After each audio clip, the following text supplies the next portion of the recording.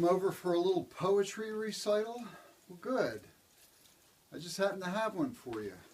It's called the Ballad of Blasphemous Bill by Robert Service. I took a contract to bury the body of Blasphemous Bill Mackay.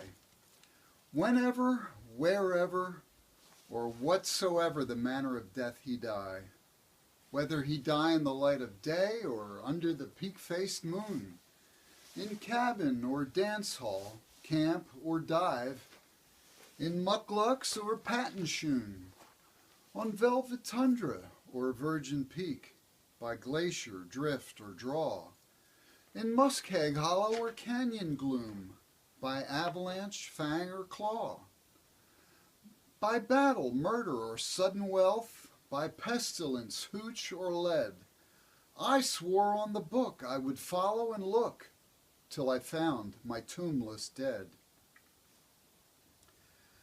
For Bill was a dainty kind of cuss, and his mind was mighty sot. On a dinky patch with flowers and grass in a civilized boneyard lot. For where he died or how he died, it didn't matter a damn, as long as he had a grave with frills and a tombstone epigram. So I promised him, and he paid the price in good Chichaco coin, which the same I blowed in that very night down in the Tenderloin.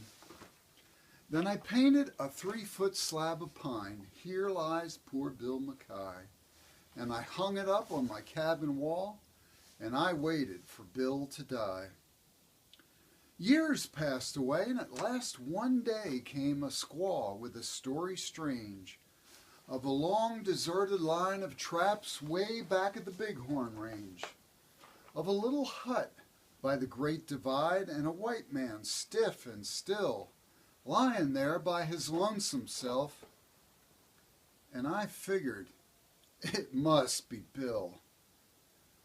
So I thought of the contract I'd made with him, and I took down from the shelf that swell black box with the silver plate he picked out for hisself, and I packed it full of grub and hooch, and I slung it on the sleigh. Then I harnessed up my team of dogs and was off at dawn of day. You know what it's like in the Yukon wild when it's 69 below? When the ice worms wriggle their purple heads through the crust of the pale blue snow, when the pine trees crack like little guns in the silence of the wood, and the icicles hang down like tusks under the parka hood, when the stovepipe smoke breaks sudden off, and the sky is weirdly lit, and the careless feel of a bit of steel burns like a red-hot spit, when the mercury is a frozen ball and the frost fiend stalks to kill. Well, it was just like that day that I set out to look for Bill. Oh, the awful hush that seemed to crush me down on every hand, as I blundered blind with a trail to find through that blank and bitter land, half dazed, half crazed in the winter wild with its grim heartbreaking woes, and the ruthless strife for a grip on life that only the sourdough knows. North by the compass, north I pressed, river and peak and plain, past like a dream I slept to lose, and I waked to dream again. River and plain and mighty peak, and who could stand unawed? As their summits blazed, he could stand undazed at the foot of the throne of God. North. Aye, north, through a land accursed, shunned by the scouring brutes, and all I heard was my own harsh word and the whine of the Malamutes. till at last I came to a cabin squat, built in the side of a hill, and I burst in the door, and there on the floor, frozen to death, lay Bill. Ice, white ice, like a winding sheet, sheathing each smoked, grimed wall. Ice on the stovepipe, ice on the bed, ice gleaming over all. Sparkling ice on the dead man's chest, glittering ice in his hair, ice on his fingers, ice in his heart, ice in his glassy stare. Hard as a log and trussed like a frog, with his arms and legs outspread. I gazed at the coffin I'd brought for him, and I gazed at the gruesome dead. And then at last I spoke.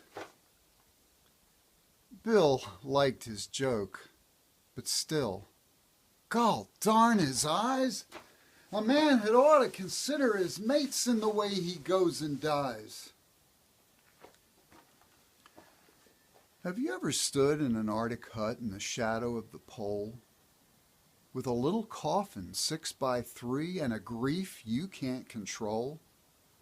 Have you ever sat by a frozen corpse that looks at you with a grin, and that seems to say, you may try all day, but you'll never jam me in?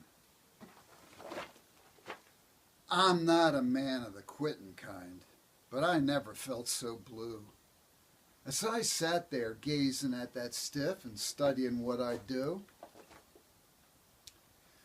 then I rose and I kicked off the husky dogs that were nosing round about, and I lit a roaring fire in the stove and I started to thaw Bill out. Well,